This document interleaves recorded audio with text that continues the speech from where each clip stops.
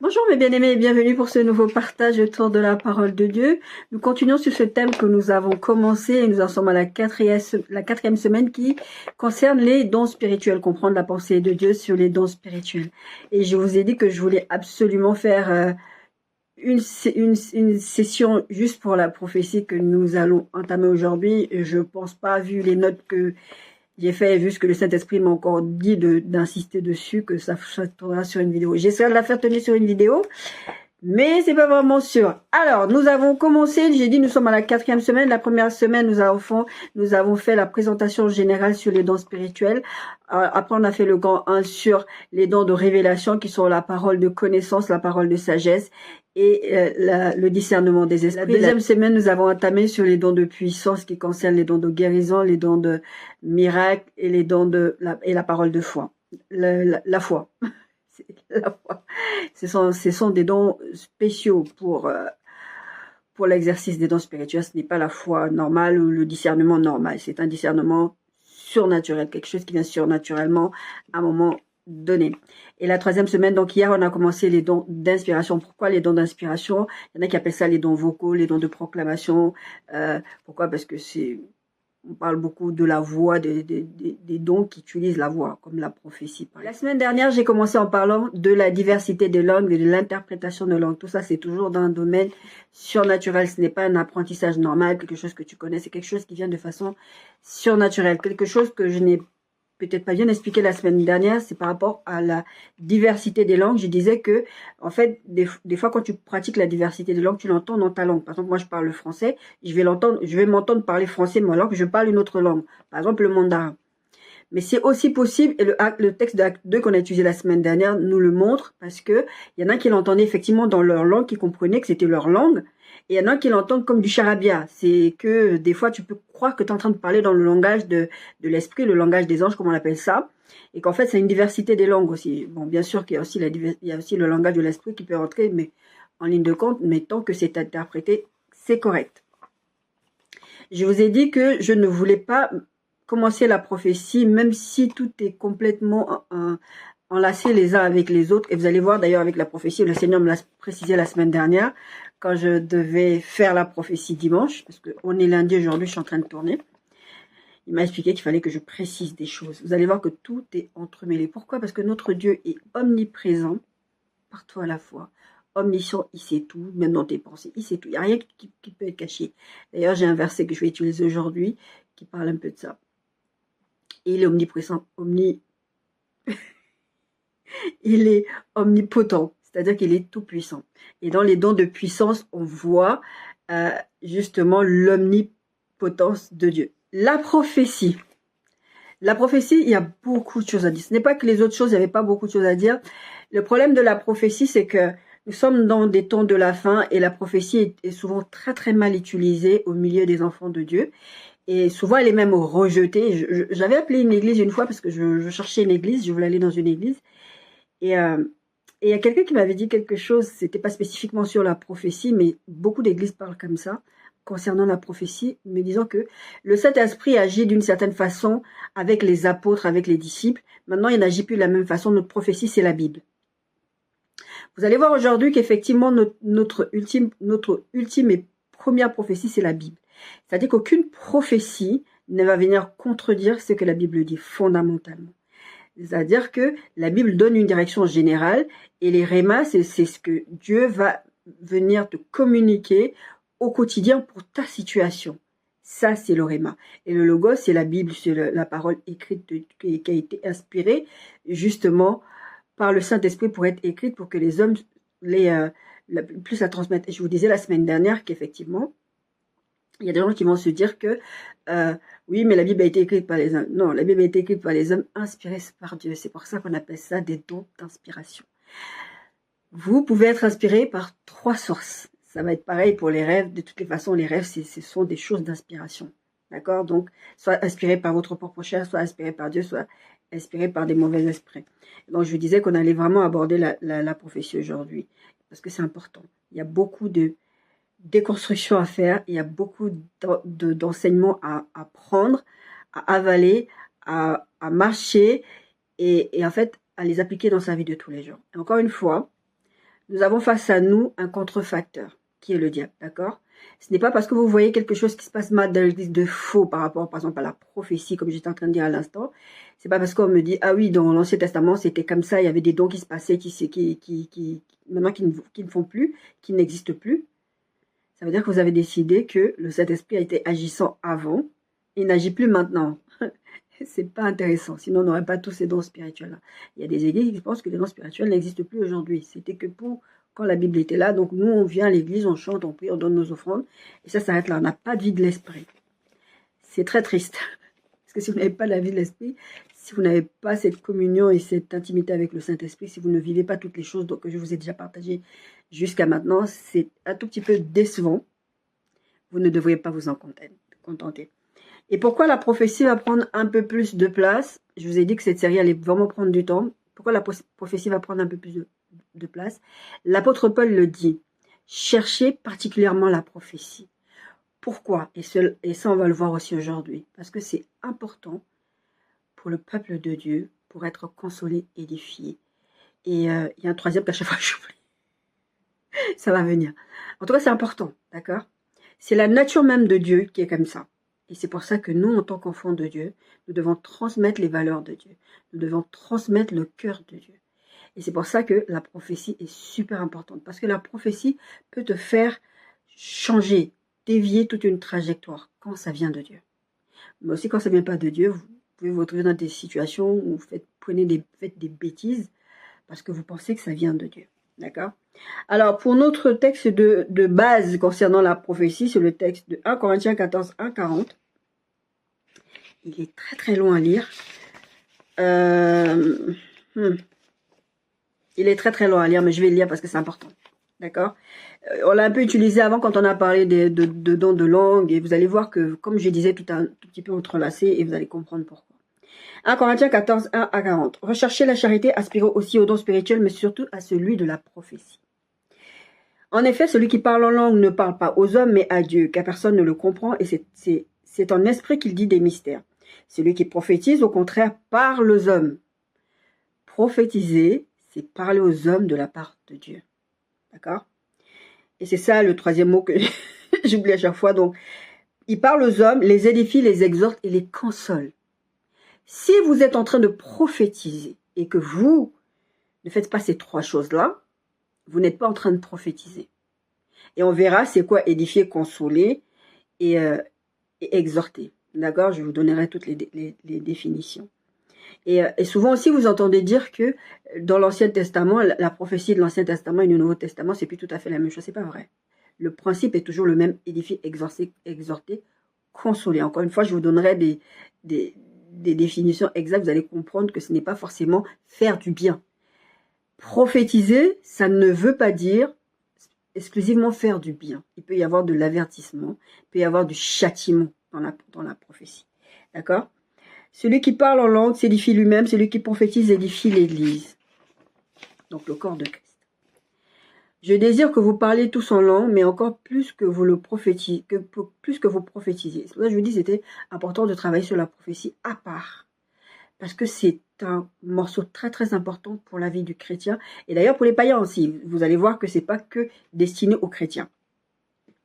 Mais un peu encore plus que vous prophétisez. Celui qui prophétise est plus grand que celui qui parle en langue, à moins que ces derniers n'interprètent pour que l'Église en reçoive l'édification. C'est ce qu'on disait la semaine dernière. Et maintenant, frères, de quelle utilité vous serais-je si je venais en vous parlant en langue, et si je ne vous parlais pas par révélation, ou par connaissance, ou par prophétie, ou par doctrine? Si les objets inanimés qui rendent un son comme une flûte ou une harpe ne rendent pas des sons distincts, comment reconnaîtrais-je ce qui est joué sur la flûte ou sur la harpe? Et si la trompette rend un son confus, qui se préparera au combat? De même, vous, si par la langue vous ne donnez pas une parole distincte, comment sauront-on ce que vous dites? Car vous parlez en l'air. Quelque nombreuses que puissent être dans le monde les diverses langues, il n'en est aucune qui ne soit une langue inintelligible. En tout cas pour celui qui la comprend. De même, verset 11, si donc je ne connais pas le sens de la langue, je serai un barbare pour celui qui parle. Paul a fait le parallèle entre le fait de parler en langue et le fait de prophétiser. Je peux parler en langue. Et là, entre chrétiens, on est là en club Tupperware. C'est pas très gentil de dire ça, mais c'est un peu ça. on est en train de se saler entre nous, ça nous fait du bien, tu parles en langue, oh, c'est joli son, et tu chantes en langue, c'est super. Mais ça m'édifie en quoi?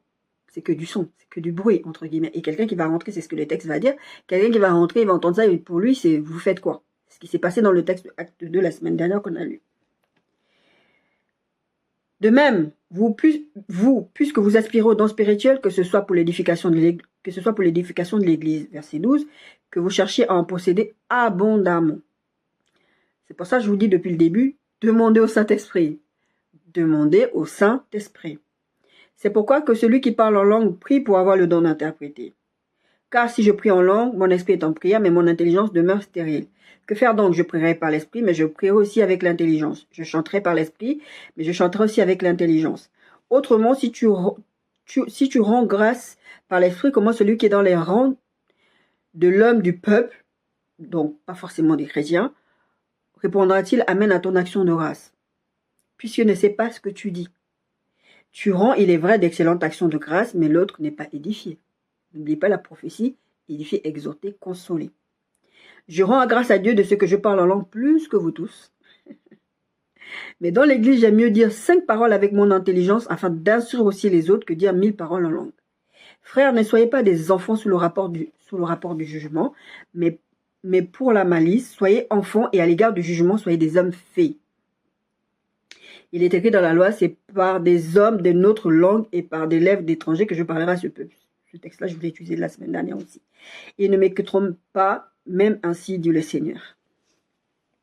Par conséquent, les langues sont un signe non pour les croyants, mais pour les non-croyants. Vous savez, l'interprétation de la diversité de langues, je vous disais la semaine dernière. Pour nous, nous connaissons la puissance de Dieu, nous savons comment Dieu fonctionne. Mais un non-croyant que vous amenez à l'église, qui ne connaît pas comment ça se passe, et d'un coup on se met à lui parler dans une langue qu'il comprend, c'est un signe pour lui, que Dieu est en train de parler directement à lui. La prophétie, au contraire, est un signe, non pour les non-croyants, mais pour les croyants. À la base, c'est ça la prophétie, c'est pour d'abord les non-croyants. Pour les croyants, je veux dire. Si dans une assemblée de l'église entière, tous parlent en langue, et qu'ils surviennent des hommes du peuple ou des non-croyants, ne diront-ils pas que vous êtes fous quand vous vous mettez à parler en langue? Les gens viennent, ils vous regardent. Ils sont fous ceux-là. C'est ce qu'on leur a dit. Ils sont pleins de vin doux. Acte 2. Que faire donc, frères, lorsque vous vous assemblez? Attends, j'ai oublié un verset. Je vois très très mal en fait. Mais si tous prophétisent et qu'ils surviennent un non-croyant ou un homme du peuple, il est convaincu par tous, il est jugé par tous. Les secrets de son cœur sont dévoilés. C'est ça que la prophétie fait. De telle sorte que tombant sur sa face, il adorera Dieu et publiera que Dieu est réellement au milieu de vous. La prophétie impressionne les gens. La prophétie vient révéler quelque chose de ton cœur pour ramener la gloire à Dieu. Que faire donc, frères, lorsque vous assemblez les uns les autres parmi vous, ont-ils un cantique, une instruction, une révélation, une langue, une interprétation? Là, il revient encore sur tous les dons qu'on a vus à peu près depuis le début. Que tout se fasse pour l'édification. C'est toujours ça la prophétie, l'édification. En est-il qui parle en langue que 2 ou 3 pages, que chacun à son tour, que quelqu'un interprète?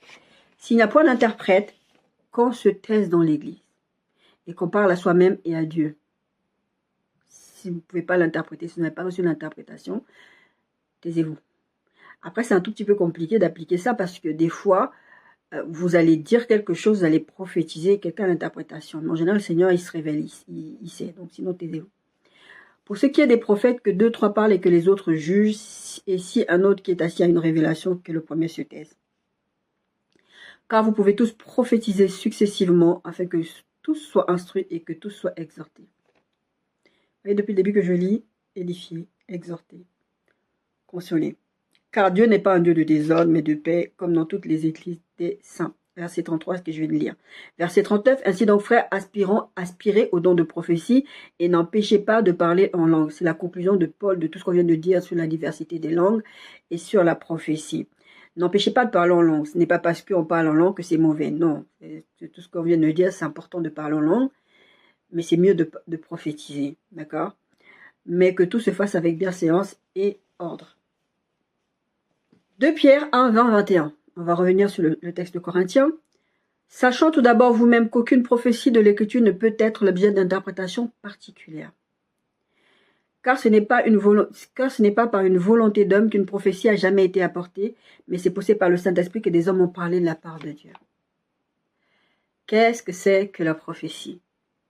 La prophétie, c'est un message qui vient, d'inspiration, on est dans les dons d'inspiration, qui est d'inspiration divine, qui vient du trône de Dieu, parce que Dieu a un message pour une personne. D'accord? Prophétiser, donc, c'est parler de la part de Dieu. Et qu'est-ce que Dieu fait? Il exhorte, il console, il édifie. C'est pour ça que vous voyez dans le texte de Corinthiens que je vous ai lu, la prophétie est strictement cadrée par ça. Exhorter, édifier et consoler. Ça, c'est le caractère de Dieu. Dieu, il est comme ça. Même quand il te châtie, c'est dans ces trois buts-là. Donc, puisque le but de Dieu fonctionne comme ça avec nous, quand le Saint-Esprit vient nous donner ces dons-là, dons spirituels dont on est en train de parler, c'est toujours dans ce cadre-là. Si vous n'êtes pas dans ce cadre-là, vous avez tout faux. Vous revoyez votre copie ou vous avez des mauvaises intentions aussi. Ça, c'est très fort possible. Prophétiser, c'est aussi exprimer la pensée de Dieu pour une personne ou un groupe de personnes. Quand je parle de groupe de personnes, c'est un assemblée, d'accord? Et prophétiser, ce n'est pas forcément dit ainsi par l'Éternel. Quelqu'un m'avait dit une fois que je ne suis pas prophète. Quand j'ai commencé à me rendre compte que j'étais appelé au ministère de prophète, j'ai commencé à me poser des tas de questions. Je me dis, mais c'est bizarre. Et donc, je suis allée poser la question à quelqu'un qui se dit prophétesse et qui me dira, non, non, non, tu n'es pas prophétesse parce que si tu étais prophétesse, tu diras ainsi par l'Éternel. Non, les prophètes ne parlent pas forcément comme ça. Ça m'est arrivé plusieurs fois, enfin, très peu souvent d'ailleurs, de dire ainsi par l'Éternel, mais pas forcément dans cette formule-là, mais ça revenait à dire ça. Mais ce n'est pas comme ça que je prophétise. Comme on a dit, prophétiser, édifier, consoler, exhorter. Des fois, tu ne vas même pas te rendre compte que je suis en train de prophétiser. Vous-même, vous prophétisez souvent et vous ne vous rendez pas compte que vous prophétisez. Un exemple tout bête. Vous écoutez une prédication, ça vous a fait du bien à votre âme, et vous la partagez avec quelqu'un d'autre. Vous avez été inspiré par Dieu pour partager à quelqu'un d'autre et ça va faire du bien à ce quelqu'un d'autre. C'est ça, prophétiser. Et souvent, vous prophétisez, vous ne vous rendez pas compte que vous êtes en train de prophétiser. Et quand quelqu'un prophétise, parce qu'il y a souvent certaines personnes qui vont entendre, par exemple, un Congolais dire la père ou la mère. Et la personne est en train de prophétiser. Et vous allez dire, non, ça ne peut pas venir de Dieu parce que Dieu, quand même, il connaît les langues. Il ne pourra pas permettre à la personne de parler mal le français. Le vase que Dieu utilise pour prophétiser a son éducation, sa culture, sa façon de parler. Ça ne veut pas dire que cette personne n'est pas en train de prophétiser. Là, je vous donne des tips. Ça ne veut pas dire que cette personne n'est pas en train de prophétiser. C'est pas parce que si tu dis ainsi par l'Éternel que tu es forcément en train de prophétiser. Parce que vous allez voir que beaucoup de personnes utilisent ce genre de formule pour vous manipuler, vous amener à faire des choses, et que ce n'est pas l'Éternel qui a parlé, on verra les textes. D'accord? Aussi, le plus important, c'est de transmettre la pensée de Dieu. Le Seigneur vous a inspiré quelque chose, de partager quelque chose. C'est quelque chose que je faisais depuis des années. J'envoyais des messages, j'appelais ça des exhortations. Je ne savais même pas que c'était ça la prophétie. Parce qu'on n'était pas enseigné vraiment sur les dons spirituels dans l'église où j'allais. Dans toutes les églises que j'ai fréquentées, les périodes où je suis restée dans cette église-là, il n'y avait pas vraiment eu d'enseignement sur les dons spirituels. D'accord? Donc forcément, je ne savais pas. Moi, je savais juste que c'était des exhortations. J'envoyais des exhortations. C'est ça que ça voulait dire pour moi. Ça n'avait même pas grand sens. Mais c'était pour faire du bien aux gens. À transmettre, je savais que c'était inspiré par Dieu parce que je savais que ça ne venait pas de moi. Parce que comme je vous dis, très très tôt, déjà le Seigneur parlait avec moi. Et quand j'ai donné ma vie à Christ et que j'ai commencé à servir Dieu, mais de façon quotidienne, d'abord pas des choses comme ça, en encourageant les gens, en leur donnant des messages. Des fois, les messages, ils étaient durs. Des fois, c'était pour amener les gens à la sainteté, des choses comme ça. Mais c'est toujours la prophétie. D'accord? Comme je vous ai dit, la prophétie, c'est pas pour vous caresser dans le sens du poil. D'accord? Encore une fois, le plus important, c'est de transmettre la pensée de Dieu. Comprendre la pensée de Dieu. Transmettre. L'inspiration de Dieu, c'est mon peuple en train de faire ça. Une des missions que le Seigneur m'a confiée, c'est, je l'ai vu dans beaucoup de mes rêves, c'est d'amener son peuple à la sainteté. Je ne suis pas un très bon exemple à la base de ça, mais le Saint-Esprit travaille avec moi. D'ailleurs, c'est pour ça que le Seigneur n'utilise pas des gens parfaits pour le servir. Parce que justement, si vous êtes parfait, quelque part, vous aurez l'impression que c'est de vous que viennent les choses. Le Seigneur utilise les choses viles pour justement montrer sa sainteté, montrer sa puissance et sa majesté, sa divinité. Il ne se sert pas des gens parfaits. Donc ça, c'est important à comprendre aussi. Et comme j'ai dit, la personne peut avoir son langage, son fort accent, sa façon même de se tenir. Ce n'est pas pour ça que ce n'est pas un messager de Dieu. Le plus important, c'est pas le message, c'est pas la forme du message, mais c'est que le message puisse être transmis, parce que c'est une communication surnaturelle de Dieu. On est dans les dons spirituels. N'oubliez pas que tous les dons spirituels que je partage avec vous, là, ce sont des choses surnaturelles. Ça ne vient pas de vous. C'est un peu ce que Jésus disait à Pierre quand il lui disait cette parole que tu viens de sortir ne vient pas de toi. Parce que Jésus avait discerné et avait dit à Pierre, cette parole t'a été inspirée par le Saint-Esprit. C'est le Saint-Esprit qui t'a poussé à dire ça. Et petite parenthèse qui est quand même important à dire, c'est que à ce moment-là, le Saint-Esprit a inspiré Pierre, mais le Saint-Esprit n'habitait pas dans Pierre. N'oubliez pas, c'est à la mort et à la résurrection de Jésus que le Saint-Esprit a été déversé, que maintenant nous sommes devenus l'habitation du Saint-Esprit. C'est pour ça que je vous disais, ne vous limitez pas qu'à l'église, parce que Dieu peut utiliser des choses viles pour vous parler. Vous pouvez marcher dans la rue et un SDF, un fou, peut venir prophétiser de la part de Dieu. Dieu a parlé à travers la bouche d'un âne pour parler à Balaam. Donc, ne fermez pas vos oreilles. Apprenez à discerner. C'est pour ça aussi que le discernement est important. D'accord ? Le message prophétique peut être reçu sous différentes formes, d'accord? Vision, songe, vous êtes en train de lire la Bible, et déjà, je vous ai dit, la Bible est inspirée, donc la Bible en elle-même, c'est un message prophétique. D'accord? Même si vous voyez plein de choses dedans, parce que le Seigneur est en train de vous avertir, c'est ce que le texte de Job dit, Dieu parle tantôt d'une façon, tantôt d'une autre, mais nous n'y prenons garde. D'accord? C'est parce que Dieu est en train de communiquer avec vous. Donc, en lisant la Bible, déjà, vous avez cette parole inspirée qui est en train de vous... C'est un guide de comment vous devez fonctionner les uns avec les autres et avec le monde extérieur. D'accord? Donc, aussi par une pensée. Des fois, une pensée vient comme ça dans votre tête, ou peut-être tu penses à quelqu'un d'un coup, quelqu'un à qui tu ne pensais pas, que ça fait peut-être même des mois, des semaines, des années que tu n'avais pas pensé. D'un coup, tu te mets à penser à cette personne-là. C'est une pensée prophétique qui va arriver. Pourquoi? Pour que tu pries pour la personne. Des fois, vous dites, mais c'est bizarre, pourquoi je pense à cette personne? Pourquoi je pense à cette personne dans cette situation-là? D'accord? Ça peut être une sensation, une émotion, comme je vous ai expliqué en vous parlant des... je crois que c'était la première semaine où je vous disais, ça m'est arrivé de ressentir la colère d'une maison. Moi, je suis en Bretagne, elles sont en région parisienne, et d'un coup, je ressens une espèce de colère. Et ça venait pas de moi, j'avais discerné que ça ne venait pas de moi. Je finis par comprendre en les appelant que ça venait d'une d'entre elles. Mais c'était une émotion, c'était la colère, d'accord? Une sensation, hein, tu sens quelque chose. Ça m'est arrivé au décès au décès de mon cousin, avant même qu'il ne décède, 2 jours avant, ou 2 jours, ou 3 jours, ou la veille, je ne sais plus exactement.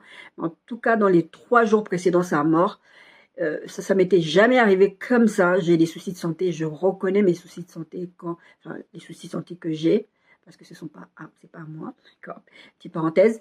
Je reconnais que là, c'était une sensation qui n'était pas normale. J'étais en train d'étendre le linge en plein milieu de la nuit, parce que moi, souvent, c'est la nuit, comme je ne dors pas. Je fais plein de choses la nuit, d'accord? Et je commençais à sentir une sensation physique, comme ça, me couper les jambes. Enfin, c'était quelque chose de bizarre. Et c'était tellement bizarre que je savais que Dieu était en train de me parler. Je savais que le Seigneur était en train de me dire quelque chose. Et je me suis assise, j'ai dit, Seigneur, qu'est-ce qu'il y a? Qu'est-ce qui se passe? Qu'est-ce que tu essaies de me dire? Qu'est-ce qui est en train de se passer? Mais c'était une sensation, c'était tellement violent. Je me suis assise, je me suis relevée, je n'arrivais pas, j'avais les jambes coupées. J'ai fait tant bien que mal et tendu le linge, mais je savais qu'il y avait un truc qui allait pas. 3 jours après, quand j'ai appris le décès de mon cousin, j'ai compris que c'était le Seigneur qui était en train de me parler de cette façon-là. C'était une sensation. D'accord? Le ressenti physique aussi, c'était les deux. Le ressenti physique, ça peut être une douleur. Comme je vous dis, par exemple, dans les campagnes d'évangélisation, vous avez l'évangéliste qui va être en train de ressentir une douleur dans un genou, qui va dire, il y a quelqu'un qui a mal au genou. La personne ne souffre pas de genou. C'est juste qu'elle a ressenti la douleur de la personne pour pouvoir exercer le don de guérison. C'est ça que je vous disais, que vous allez voir que ces dons-là s'entremêlent entre eux. D'accord? Donc, les messages prophétiques peuvent être reçus sous différentes formes, c'est ce que je viens de vous dire. C'est pas une liste exhaustive, peut-être que vous avez d'autres façons dont le message prophétique vous est communiqué. Moi, j'essaie, par exemple, il y a une chose en parlant de sensation, quand le Saint-Esprit se saisit de moi, c'est pas systématique, mais c'est très souvent comme ça. Et ça se manifeste souvent en assemblée.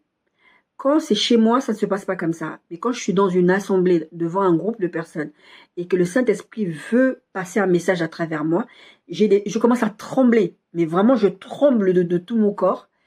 Et une de mes sœurs avait rêvé ça. Elle m'avait dit, je t'ai vu dans un rêve, tu tremblais, tu tremblais. Tu sais, comme quand le Saint-Esprit te visite et que tu te mets à prophétiser, tu te m'as dit des trucs.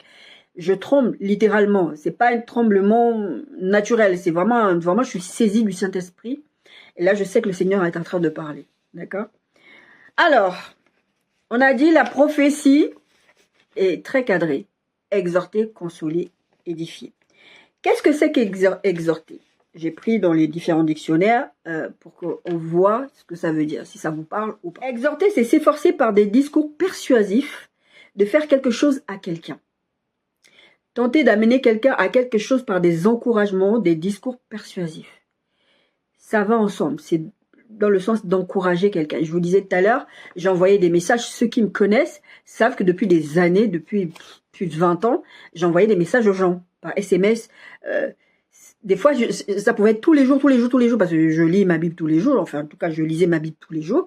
Et tous les jours, le Seigneur me parlait, parole d'inspiration. Je faisais un SMS, j'envoyais. Des fois, c'était court, des fois, c'était long, des fois, c'était qu'une phrase. Et si vous allez dans mon Facebook, encore que mes anciennes posts sont archivées, mais à l'époque, je n'avais pas conscience de mon appel. Je faisais ça aussi. Je faisais des écrits, j'ai un blog.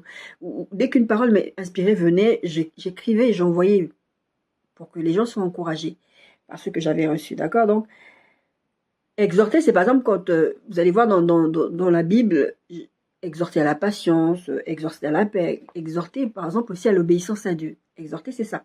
C'est d'encourager quelqu'un à agir d'une certaine façon, à aller dans une certaine direction, à aller dans une certaine pensée.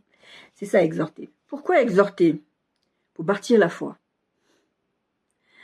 Quand on veut amener quelqu'un quelque part, on veut bâtir la foi de quelqu'un. Par exemple, j'ai ma sœur qui va venir me dire des choses du genre, j'ai rêvé de ça ou j'ai vu ça, mais j'ai l'impression que c'est pas Dieu. Moi, je vais lui donner l'enseignement qui correspond à ça pour lui faire comprendre que non, ça vient de Dieu. Et qu'est-ce que ça fait pour elle? Ça bâtit sa foi. Elle dit, ah, parce que moi, il y a des moments, je pensais que Dieu ne me parlait plus, que Dieu était fâché contre moi. Et elle se rend compte que Dieu lui parlait. C'est juste qu'elle n'avait pas conscience que c'était Dieu.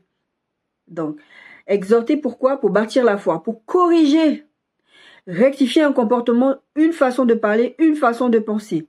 C'est ça aussi le renouvellement de l'intelligence. Et rectifier aussi une façon d'agir.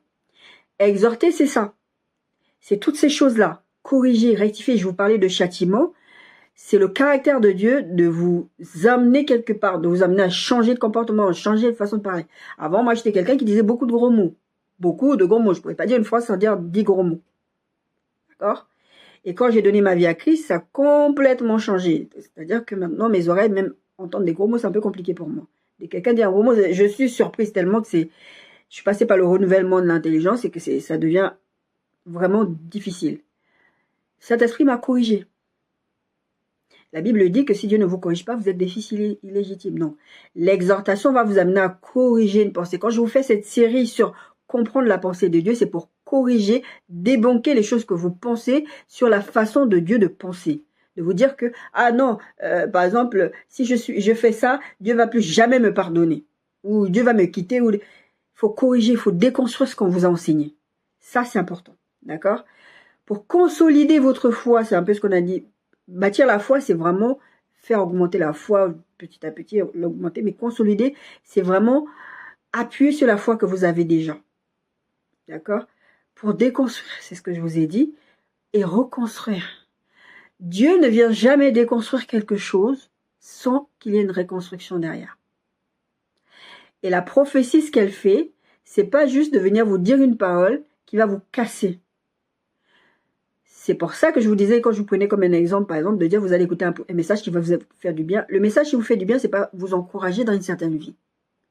Des fois, le message qui vous fait du bien, c'est un message qui vous corrige, qui vous amène à vous repentir. On verra tout ça. J'ai noté plein de choses sur la prophétie. C'est possible que je vous les dirai la semaine prochaine. Mais là, je vais rester sur le format vraiment enseignement et ensuite dire les autres choses après. D'accord? Et le synonyme d'exhortation, d'exhorter, c'est appeler, convier, inciter, recommander, voire presser. D'accord? C'est important. Vous ne pouvez pas venir dire à quelqu'un, Parce que vous avez ces dons qui s'entremêlent. Vous allez dire, j'ai discerné qu'il y a un esprit de python chez toi. C'est l'exemple que le Seigneur m'a donné dans le rêve la semaine dernière quand il me disait, fais la précision sur la prophétie. C'est, j'ai discerné, je dois te dire, dans ta famille, il y a un esprit de python. Ou il y a un esprit de python chez toi. Ou il y a un esprit qui est vraiment en train de t'embêter, qui est sur ta vie. Et tu dis ça juste à la personne. C'est pour ça que je vous disais, quand vous n'êtes pas dans le cadre d'exhorter, consoler et édifier, vous ne servez strictement à rien. Taisez-vous. Ce n'est pas la peine d'aller dire à quelqu'un, j'ai discerné qu'il y a un esprit de tel ou de ceci ou de cela avec toi, et que derrière ça, vous ne lui donnez pas quelque chose qui va l'encourager, l'exhorter, l'édifier. Vous allez discerner l'esprit. Ok? Elle est où la prophétie?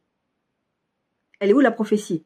Si vous discernez juste un esprit et que ça reste juste un discernement d'esprit, taisez-vous. Vous allez faire plus de mal que de bien. D'accord? Et qu'est-ce que c'est édifier? Édifier, encore une fois, tout ça là que je suis en train de vous donner, c'est les définitions, c'est tout l'aspect enseignement. Et après, on va venir sur les points précis. Qu'est-ce que c'est édifier? Édifier, c'est exercer sur quelqu'un une influence morale, par exemple, par l'exemple ou par des paroles. Ça, c'est quelque chose que je fais beaucoup. C'est pour ça que plusieurs personnes sont déjà venues me dire, j'aime bien comment tu prêches la parole parce que tu donnes des exemples concrets. Tu amènes la personne dans la pensée de Dieu, mais que ça va toucher la personne directement. La prophétie fait ça. D'accord? Je veux amener la personne, je veux que la personne arrive à réfléchir à ce que je lui dis à la lumière de ce que Dieu veut. D'accord? Édifier, c'est aider à la croissance spirituelle. C'est ce que je fais ici tout le temps. C'est aider à la croissance spirituelle, bâtir la foi de quelqu'un. C'est aussi ça, édifier. Quand j'ai ouvert cette chaîne, ce n'était pas de mon propre fait. J'avais mon YouTube pour aller regarder des vidéos sur YouTube. Des vidéos que j'aimais bien. J'ai regardé une fois comme ça m'a pris. Avant de commencer les vidéos, j'ai regardé tout ce que j'avais enregistré sur YouTube. J'ai dit, mais qu'est-ce que j'ai regardé sur YouTube? Récemment, c'était il y a quelques jours ou la semaine dernière, j'ai supprimé plein d'abonnements que j'avais. J'ai dit, mais pourquoi je m'étais abonné à cette chaîne? Mes goûts ont changé. D'accord? Mais pour dire que le Seigneur m'avait dit, tu vas impacter les gens par les réseaux sociaux. Parce que le but de Dieu, c'était que j'utilise les réseaux pour pouvoir transmettre sa pensée, transmettre sa parole, conveyer un message. Parce que on est dans la fin des temps, la moisson est grande, il y a très peu d'ouvriers. Finalement, vous avez l'impression qu'il y a tout plein de gens qui prêchent, mais il n'y a pas encore suffisamment. D'accord? Donc, édifier, on a dit, c'est bâtir la foi de quelqu'un. Synonyme, bâtir, construire, élever, ériger.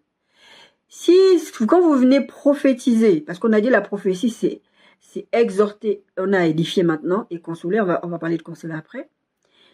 Si vous venez pas bâtir, si vous ne venez pas bâtir, construire, élever, ériger, encore une fois, taisez-vous.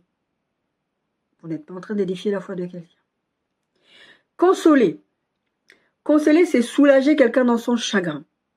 Consoler, c'est apporter un réconfort, une compensation. Consoler, c'est apporter un soulagement à quelqu'un dans la douleur. Si vous n'êtes pas en train de faire ça, vous n'êtes pas en train de prophétiser. Consoler quelqu'un. La personne est en train de traverser quelque chose de mal. Que ce soit de son fait, parce qu'elle a péché, parce que. Ou parce qu'il lui est arrivé un malheur, ou que ce soit de son fait ou pas. Vous n'avez pas besoin de venir taper sur la personne. Ok, tu es tombé, relève-toi. Ça, c'est prophétiser. La Bible dit, si tu confesses tes péchés, il est fidèle et juste pour te les pardonner. Relève-toi. C'est ce que Jésus a fait. Quand il a dit à cette femme, va et ne pêche plus. Va et ne pêche plus. Je ne vais pas m'arrêter au fait que tu as commis l'adultère. Ça ne m'intéresse pas. Le plus important, ce qui m'intéresse, c'est ton avenir. C'est ce que tu vas faire de ta vie après. Il aurait pu faire comme les autres, lui lancer la première pierre. Il avait le droit. Il était saint. Il est saint. Il était parfait. Il n'avait jamais péché.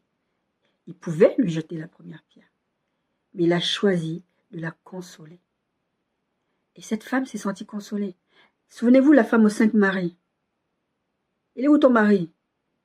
Ouais, oui, c'est vrai. T'as eu 4 maris et celui avec qui tu vis n'est pas ton mari. Et il va lui dire, je suis venu te donner de l'eau avec laquelle tu n'aurais plus soif. Ça, c'est de la prophétie. Il aurait pu s'arrêter à son péché, à lui dire, mais cette vie de débauche que tu mènes, parce que beaucoup de chrétiens, vous êtes comme ça. Si vous n'êtes pas dans l'édification, l'exhortation, la consolation, vous n'êtes pas en train de prophétiser. Et prophétiser, c'est toutes ces choses que je suis en train de dire là. C'est ce que le texte de Corinthiens dit.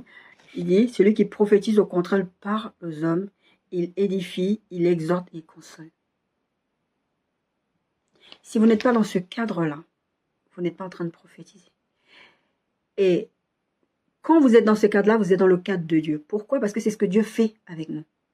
Il nous exhorte, il nous console, il nous édifie. Il n'y a jamais un truc que Dieu vient vous dire juste pour venir vous dire. Le père de ma fille est quelqu'un comme ça. C'est quelqu'un, quand il va me poser une question, je sais que là, il est en train de dire quelque chose, il ne le dit pas dans le vent. Surtout quand il pose une question. Quand il pose une question, c'est qu'il a une idée derrière la tête. Dieu est comme ça. Dieu ne brasse pas de l'air. Ça, c'est un truc que je dis depuis des années. Dieu ne brasse pas de l'air. Dieu n'est pas là pour faire les congossas avec vous. Il a toujours un objectif. Le jour où le Seigneur est venu me raconter, je vous en ai parlé il y a quelque temps, d'une de mes sœurs qui était chez un fournisseur de box, d'internet. Et cette sœur, elle en avait marre, il y avait que des problématiques, ça sautait, elle n'arrivait même pas à profiter vraiment de ce qu'elle payait tous les mois. Et puis un jour, en discutant, je lui ai dit, ah tu sais, j'étais chez le même fournisseur internet que toi. Quand je suis venue en Bretagne, j'ai changé parce que je me suis rendu compte qu'ils sont devenus nuls en fait. Et qu'il y a tellement de plaintes, tellement... Puis il y a des zones en plus où c'est pire, où vraiment en région parisienne, on habitait à Villiers-le-Bel. C'est une catastrophe, cet opérateur-là. Et du coup, elle me dit, oui, t'as raison, je vais changer. Elle change, elle vient chez mon opérateur actuel où je suis, je lui dis, il est top, c'est trop bien, etc. Elle change, elle vient. Et un jour, je rêve qu'elle est revenue chez l'ancien opérateur. Et je dis, ok, Seigneur, pourquoi tu me montres ça? Parce que je sais que c'était Dieu qui est en train de me parler. Si tu n'as pas l'habitude, et si tu n'es pas intime avec le Saint-Esprit, tu ne comprendras pas. Tu vas te dire, pourquoi je fais ce genre de rêve? C'est bizarre.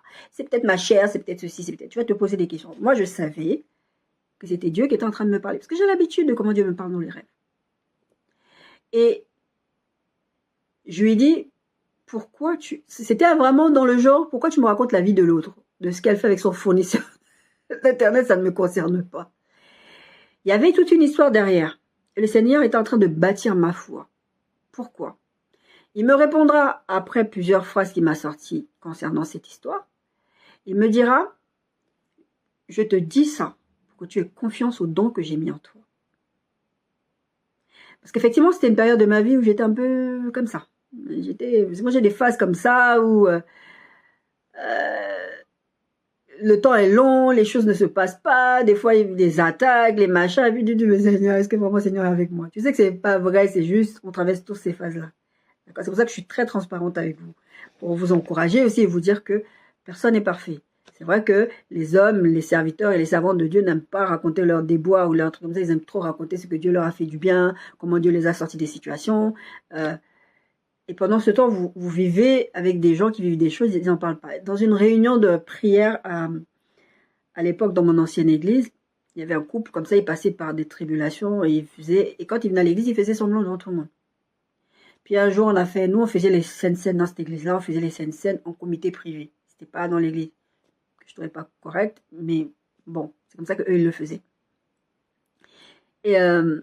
Et donc là, la fille, elle vient de témoigner, oui, voilà, le Seigneur a touché, machin, ça se passe comme ça. Parce que je crois qu'à l'époque, son mari n'était même pas converti. Ou il était déjà converti. Non, il était déjà converti.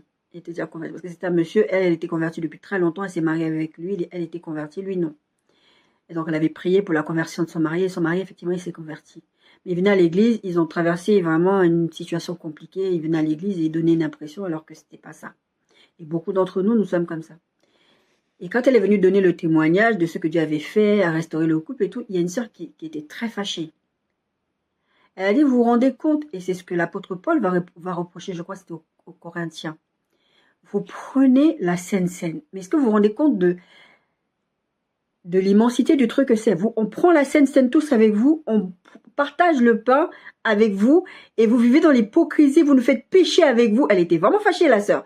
Vous nous faites pécher avec vous, et vous prenez la Sainte Seine sans aucune vergogne. Et vous la prenez, et maintenant vous venez nous témoigner comme quoi, voilà ce que Dieu... Bon, maintenant aujourd'hui avec le recul, pendant que je raconte l'histoire, je me rends compte qu'elle avait quand même été dure. Mais ce qu'elle a dit, c'était pas fondamentalement faux, parce que je comprends le côté, je n'ai pas envie de venir raconter mes histoires à l'église, parce qu'on n'est pas obligé en fait de faire ça. Mais le fait est que tu prends la Sainte Seine. La Sainte Seine, tu dois t'examiner à l'intérieur de toi. Et quand il y a quelque chose qui ne va pas, la Bible dit, va d'abord te réconcilier avec ton frère. Sauf que vous prenez la Sainte Seine pour faire croire que tout va bien. La Sainte Seine, c'est ce que l'apôtre Paul disait même à un moment donné, c'est important d'en avoir conscience. C'est pour ça que, comme vous prenez la Sainte Seine de façon indigne, c'est pour ça que plusieurs d'entre vous sont malades, il y en a même qui meurent. Parce que beaucoup ne réalisent pas l'importance et le côté sacré de la Sainte Seine. D'accord? Donc, ça lui était arrivé, ça, et elle était très, très fâchée, la sœur. Elle avait dit ça, d'accord? On a donné la définition de consoler. Les synonymes pour consoler, c'est réconforter, apaiser, soulager, alléger, calmer. Tenir vraiment... Ouais, je pas juste dire je compatis. Ça peut être aussi même accompagner quelqu'un dans la prière. La personne est en train de vivre, t'as pas les mots, parce que des fois, on vit des chagrins, on n'a pas les mots. Il n'y a pas besoin d'avoir des fois les mots. Il y a des fois, prier. Prendre un temps de prière pour la personne, parce que tu sais que tes mots à toi ne seront pas suffisants. Ta présence peut aider, oui, mais le mieux, c'est de prier pour la personne. Que le Seigneur console, que le Seigneur amène la paix et que le Seigneur aide. D'accord? Par exemple, j'ai ma fille de cœur, fille dans le Seigneur, qui a traversé des épreuves d'examen. D'accord? Personne ne m'a rien dit. Personne ne m'a dit, Nadia fait ci, Nadia fait ça. Je pensais à prier pour ma fille parce que ma fille passait ses partiels aussi. Donc je me suis dit, parce que ma fille c'est quelqu'un qui stresse beaucoup pour les examens. Elle s'angoisse toute seule.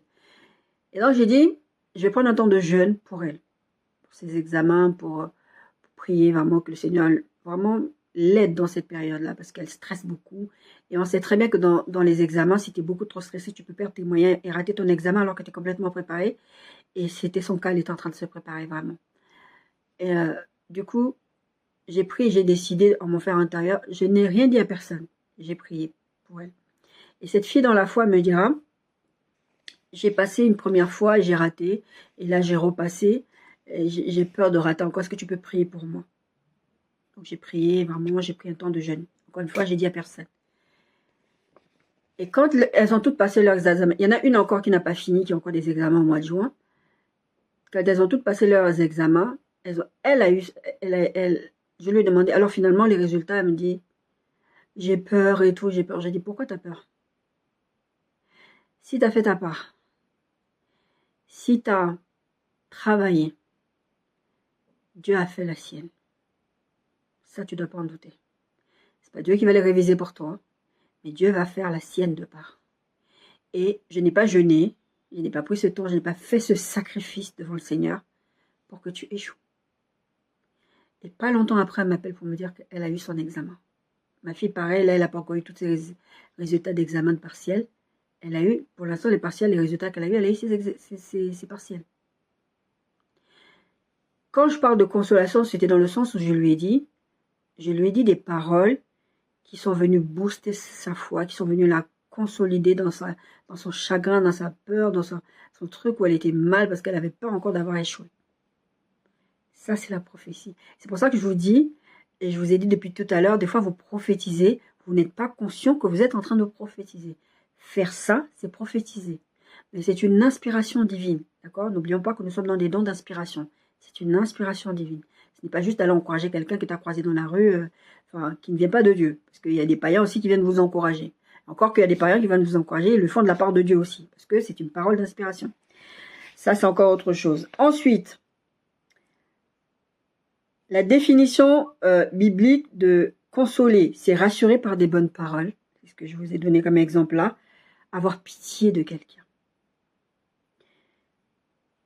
Vous vous souvenez de cette histoire que Jésus racontait sur le monsieur qui était dur, à qui on a remis sa dette? Je vous dis, dans toute la Bible, vous n'avez pas peut-être les mots que vous placez sur une histoire ou sur une parabole, mais c'est exactement ça. Jésus va dire cette personne a une dette. Elle va voir le roi, elle va dire au roi, oui, tu vois, ma situation fait que je peux pas vraiment, je vais pas m'en sortir. Le roi lui remet sa dette. Quelqu'un d'autre qui a une plus petite dette que celle qu'il avait va lui dire, aie pitié de moi. Il va dire, non, je vais te mettre en prison jusqu'à ce que tu payes la dette. Qu'est-ce que le roi va faire? Il va le mettre en prison lui aussi. Parce qu'il n'a pas eu pitié de cette personne. Consoler, c'est aussi avoir pitié. Vous voyez que la prophétie couvre beaucoup de choses. Avoir pitié de quelqu'un, c'est d'inspiration divine aussi.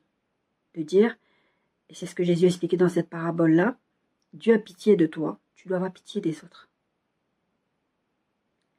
Consoler, c'est aussi ça. C'est aider.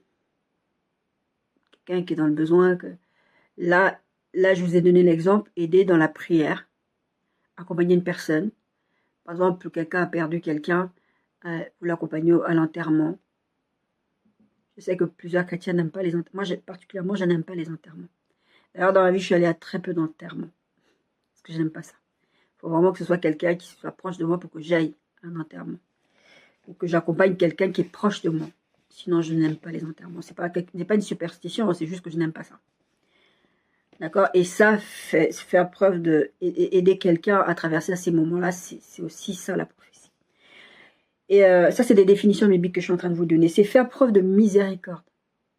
C'est le caractère de Dieu de faire preuve de miséricorde. C'est pour ça que je vous dis avoir pitié, toutes ces choses-là. C'est la prophétie, ça. Consoler. Vous vous souvenez, on est dans la consolation. Et la consolation biblique, c'est ça. Savoir pitié de quelqu'un, rassurer par des bonnes paroles, aider la personne, faire preuve de miséricorde, porter assistance. Consoler, porter assistance. Et je vous ai donné ces quelques exemples-là. Mettre fin au chagrin de quelqu'un ou mettre fin à ses regrets. Par exemple, quelqu'un qui vient te dire, j'ai couché avec une personne, j'ai attrapé le sida. Tu vas dire quoi? C'est bien fait, fallait pas coucher, non. Consoler cette personne, c'est dire Dieu t'aime malgré tout. Dieu t'aime malgré tout, ok. T'as fauté, c'est arrivé, c'est arrivé. Moi, je suis tombée enceinte de ma fille, j'avais 29 ans. Je me suis fait taper sur les doigts. Je me suis fait insulter parce que j'ai eu un enfant hors mariage. C'est pas ça consoler. Tu es en train d'enfoncer la personne. Et si vous faites ça, vous avez tort. Encore une fois, ce que je suis en train de dire, ce n'est pas d'encourager la personne dans ce qu'elle est en train de faire. Il y a un temps pour tout, dit le sage dans la Bible. Il y a un temps pour tout.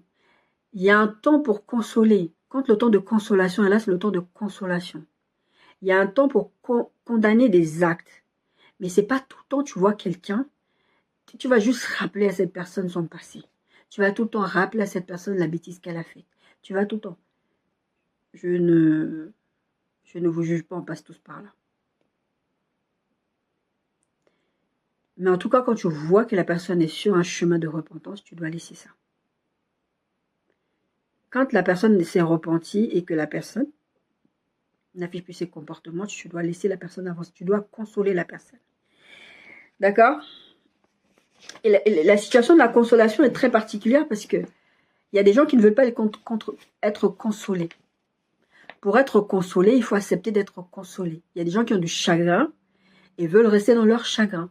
Si quelqu'un est comme ça, la seule chose qui te reste à faire, c'est de prier pour la personne. Parce qu'il y a des gens qui ne veulent pas être consolés. Ils veulent rester dans leur chagrin. Vous savez, quand vous avez une peine de cœur, vous traversez des moments, vous écoutez des chansons tristes, parce que vous avez envie d'être plus triste. Vous ne voulez pas être consolé. Faites attention à ça. D'accord? C'est souvent comme ça que vous avez des esprits de rejet qui s'installent, des situations qui s'installent vraiment parce que vous refusez d'être consolé. Dieu ne va pas vous forcer. On ne force pas la prophétie sur les gens. D'accord? La consolation implique aussi un lâcher-prise. Lâcher-prise. Il y a des gens, vous avez vécu des choses. Par exemple, mon cousin qui est décédé, dont je vous parlais tout à l'heure, il a été percuté par une voiture, il était sur la voie cycliste. Il était à vélo sur une voie cycliste. Il n'avait violé aucune règle, il était... Voilà, quelqu'un est sorti de sa route et allait le percuter, l'a tué. La personne a raconté des bêtises. Ouais, c'est pas moi, j'ai rien fait. Les pompiers étaient étonnés, ils ont dit, mais comment le monsieur s'est retrouvé dans le ravin? Enfin, quelque chose de très compliqué. Nous, en tant que famille, Il y avait cette colère et cette injustice parce qu'il n'avait que 22 ans. Il y avait cette colère, cette injustice. Moi, je suis quelqu'un qui regarde beaucoup les situations de crime. J'entends souvent des gens qui se disent chrétiens et dire « Je ne pardonnerai jamais. Il a tué mon fils, il a violé ma fille, il a torturé. » La peine est légitime. Et ça, le Saint-Esprit me l'a souvent dit. La peine est légitime. Mais la réaction n'est pas la bonne. Et si tu es quelqu'un qui ne veut pas lâcher prise parce que tu ne veux pas renoncer à ton chagrin, à ta colère, personne ne va te forcer. Et c'est dans ces circonstances-là que Jésus dit « Je vous donne ma paix, mais pas comme le monde la donne. » Ça, c'est Jean 14, 27 qui dit ça. Parce que votre circonstance fait que la situation est insurmontable. Je dois accepter d'être consolé. Je dois accepter de lâcher prise.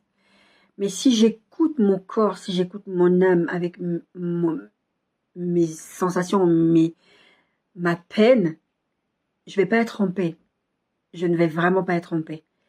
Alors que si je lâche prise, si j'accepte d'être consolé, je laisse la paix de Jésus venir inonder mon cœur. Et c'est pareil pour la joie. Dans ta circonstance, tu n'as pas de raison d'être joyeux. Mais le Seigneur va amener une joie qui va te consoler. Par exemple, en venant te dire, il est dans la gloire avec moi. Comme l'exemple que je vous donnais en parlant de dons des guérisons, je vous disais, prenons en compte la souveraineté de Dieu. La consolation que Dieu va faire, c'est pour ça que je vous dis que c'est tout imbriqué les uns avec les autres. Il va dire, elle est dans la gloire avec moi, cette personne. Elle est décédée. Sur la terre, tu ne la verras plus, mais tu la verras dans l'éternité. Pourquoi? Parce qu'elle est avec moi. Ça te console.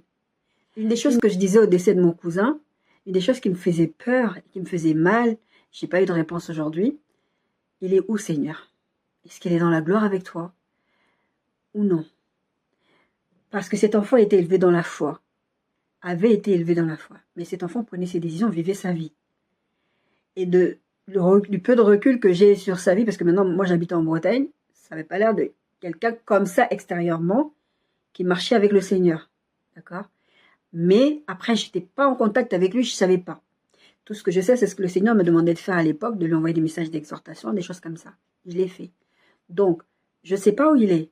Et ça, c'est quelque chose qui fait du mal. Quand le Seigneur va te dire, il est dans la gloire avec moi ou elle est dans la gloire avec moi, ça te fait du bien. Comme la sœur de ma sœur de cœur que j'étais allée et que finalement le Seigneur avait dit, mais elle part, elle rentre à la maison.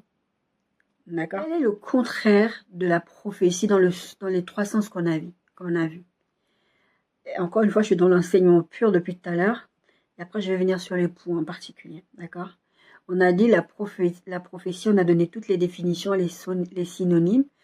On a dit que la prophétie édifie, console, exhorte. Quel est le contraire de ça? Accablé, attristé, affligé, blessé, chagriné, peiné, tourmenté, détruire, découragé. Ça, c'est le contraire de la prophétie.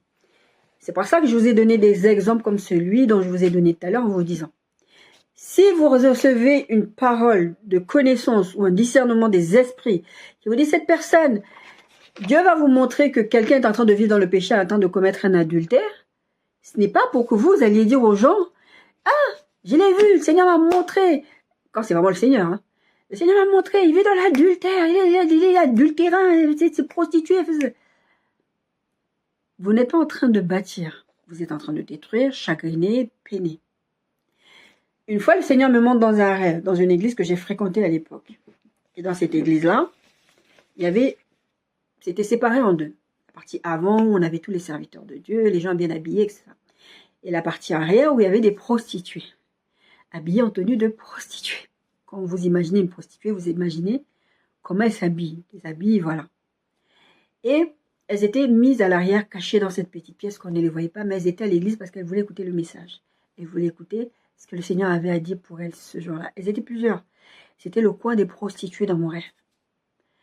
Et dans mon rêve, il y avait quelqu'un qui avait fait une vidéo YouTube en accusant cette église-là, en disant « Oui, cette église, une église de Jézabel, de prostituées, de ceci, de cela, de cela. » C'est ça que le rêve disait.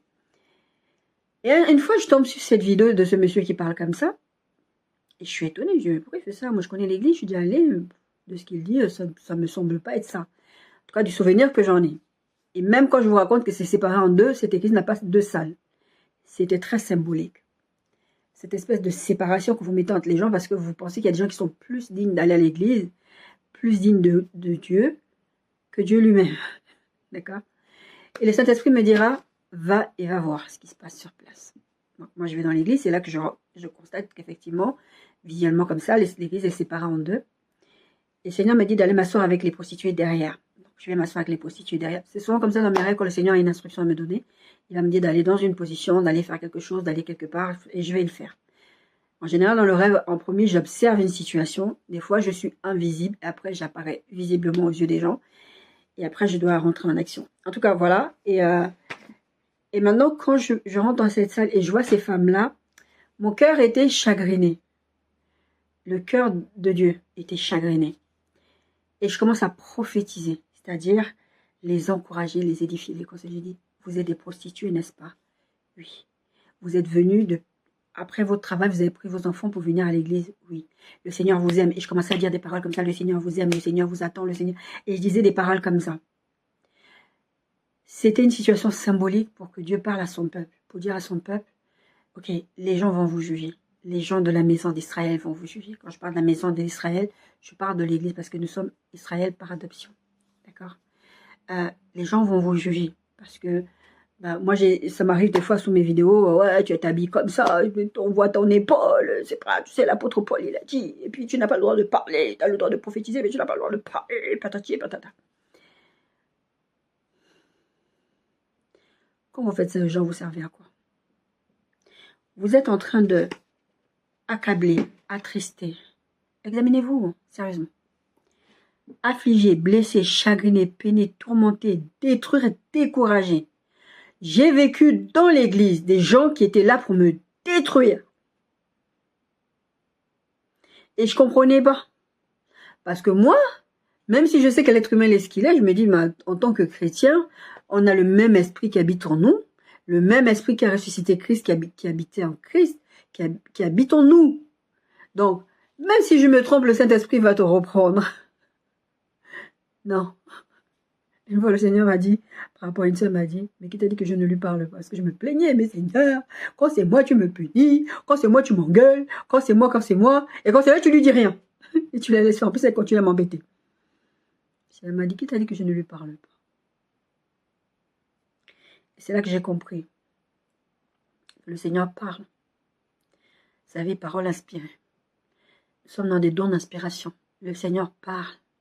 Le Seigneur s'exprime par les rêves, par des sensations, par des choses, par plein de façons dont le Seigneur va s'exprimer. Mais il y a des gens qui ne veulent pas écouter. Parce qu'il y a des gens qui veulent en faire à leur tête.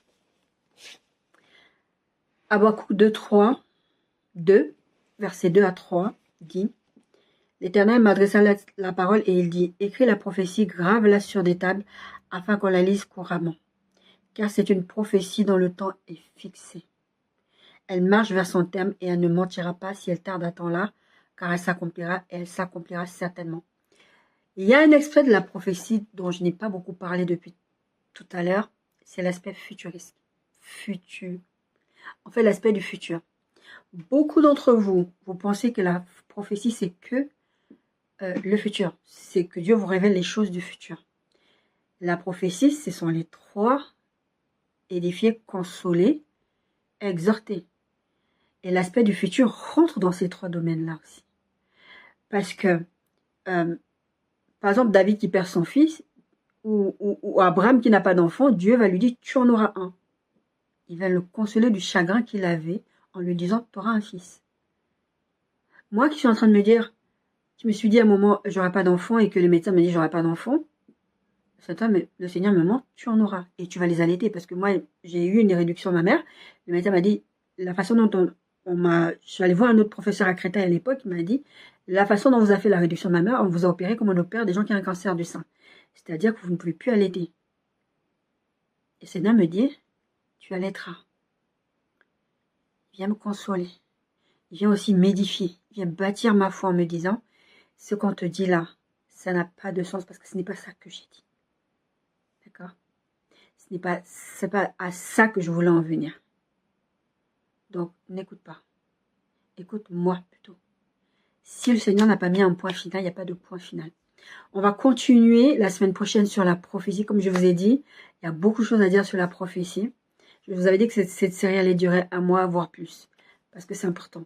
D'accord? Là, j'ai fait l'aspect enseignement quasi pur de ce que c'est que la prophétie, mais je ferai des points avec vous la semaine prochaine, ce qu'est la prophétie, ce que n'est pas la prophétie, qu'est-ce que la prophétie amène, qu'est-ce que la prophétie vous pousse, quel type encore, je vous ai donné déjà plusieurs exemples là, vous pouvez déjà voir à peu près, mais quel type de choses sont des prophéties, etc. Et je viendrai sur des points précis, et je parlerai aussi, comme on est sur des dons d'inspiration. Vous allez voir, je vous l'ai dit un tout petit peu en introduction de cette vidéo, que vous pouvez être inspiré par votre chair, vous pouvez être inspiré par Dieu, vous pouvez être inspiré par les mauvais esprits.